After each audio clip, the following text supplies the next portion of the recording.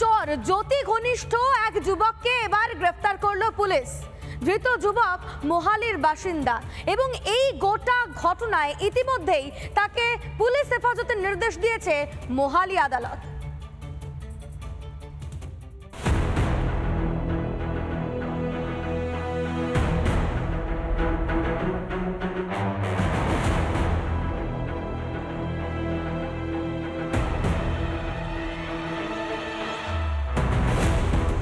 খোঁজ মিলল আরো এক গদ্দারের, নাম জসবীর সিং। নামে একজন ইউটিউবার হলেও তলে তলে কাজ করত পাকিস্তানের হয়ে। কে এই জসবীর সিং? পাঞ্জাবের রূপনগরের বাসিন্দা এই জসবীর। জানমহল নামে একটি ইউটিউব চ্যানেল চালাতো জসবীর। সূত্রের খবর, পাকিস্তানি গুপ্তচর জ্যোতির ঘনিষ্ঠ ছিল ধৃত যুবক। জ্যোতির মতোই পাকিস্তানে জুড়ত জামাই আদর। পাক দূতাবাসের সঙ্গেও ঘনিষ্ঠতা ছিল জসবীর সিং এর। দানিশের আমন্ত্রণে পাকিস্তানের জাতীয় দিবসের অনুষ্ঠানে যোগ দিয়েছিল জসবীর। 2020, 21 ও 24 সালে 3 দফায় পাকিস্তান যায় জসবীর। জ্যোতি গ্রেফতার হতেই তার সঙ্গে সমস্ত কথোপকথন মোবাইল থেকে ডিলিটও করে দেয় সে। ভারত থেকে ভিডিও করে ISI-কে তথ্য পাঠাতো জ্যোতি ঘনিষ্ঠ এই যুবক। পাকিস্তানের কাছে কেন এত গুরুত্বপূর্ণ ছিল এই যুবক? পাকিস্তানকে কি কি তথ্য দিয়েছিল এই ইউটিউবার? জানতে মরিয়া তদন্তকারীরা। রিপাবলিক বাংলা।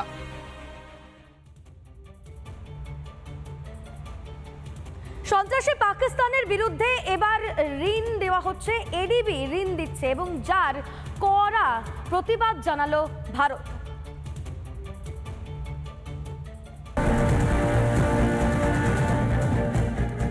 পাকিস্তানের ভিক্ষার ঝুলিতে এবার টাকা দিল ADB।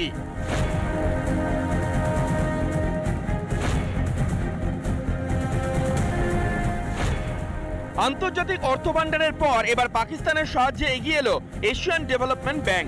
6000 কোটি টাকা ঋণ মঞ্জুর ADB-র। এতেই কড়া আপত্তি জানিয়েছে ভারত। দিল্লির দাবি, মঞ্জুর হওয়া টাকা ব্যবহারের উপর কড়া নজর রাখুক ADB। এশিয়ান ডেভেলপমেন্ট ব্যাংকে দিল্লির সতর্কবার্তা, অর্থ সাহায্যের অপব্যবহারের সুযোগ খুব বেশি। বরাবরই সন্ত্রাসবাদকে লালন পালন করে এসেছে পাকিস্তান। তার উপর পাকিস্তান এমন এক দেশ যেখানে নির্বাচিত সরকার ক্ষমতায় থাকলেও নীতি নির্ধারণে নাক গলায় সেনা। এভাবে সে দেশের অর্থনীতির গভীরেও পাক সেনা প্রভাব বিস্তার করে চলেছে।